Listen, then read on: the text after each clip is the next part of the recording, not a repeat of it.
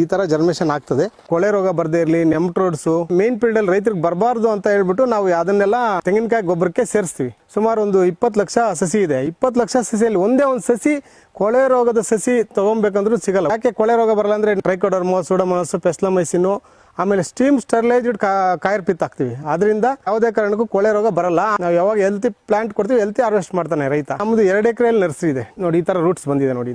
ಈಗ ನಮ್ಮ ಸಮ್ಮರ್ಗೆ ನೋಡಿ, ಇಲ್ಲಿ ಈಗ ಟೊಮೊಟೋದಲ್ಲಿ ಹೈಬ್ರಿಡ್ ಸಿಗ್ಮೆಂಟ್ ಅಲ್ಲಿ ಅಂಬರೀಷ್ ಅಂತ ಸುಮಾರಷ್ಟು ಫಾರ್ಮರ್ ಕೇಳ್ತಾ ಇದಾರೆ. ಕ್ಲಾಸ್ ಕಂಪ್ನಿದು ಮುಕುಂದ ಅಂತ ಕೇಳ್ತಾ ಇದಾರೆ. ಯಾವ್ದೋ ಟೈಮಲ್ಲಿ ಮಾಡ್ಬೇಕಾದ ಬಿತ್ತನೆ ಯಾವ್ದೋ ಟೈಮಲ್ಲಿ ಮಾಡಿದ್ರೆ ಅಷ್ಟೊಂದು ಚೆನ್ನಾಗಿ ಬರಲ್ಲ. ಒಳ್ಳೆ ಯಾವ ಸೀಸನ್ಗೆ ಯಾವ ಬೆಳೆ ಬರ್ತದೆ ಅದನ್ನ ನಾವು ಸುಮಾರು ಒಂದು 25 ವರ್ಷದಿಂದ ನಾವು ನೋಡಿದ್ವಿ. ಹೆಲ್ತಿ ಸೀಡ್ಲಿಂಗ್ಸ್ ಕೊಟ್ರೆ ಹೆಲ್ತಿ ಹಾರ್ವೆಸ್ಟ್ ಆಗ್ತದೆ. ಕ್ಲಾಸ್ ಕಂಪ್ನಿದು ಆಶಾ, ಅಂಬಿಕಾ, ಕ್ಯಾಪ್ಸಿಕಮ್ ಅಲ್ಲಿ ಅಂಬಿಕಾ ಅಂತ ವೆರೈಟಿ ಇದು ಬೇಸಿಗೆಯಲ್ಲಿ ಗಟ್ಟಿ ಬರ್ತದೆ. ದೂರ ಮಾರ್ಕೆಟ್ಗೆ ಸೂಕ್ತವಾಗಿರ್ತದೆ.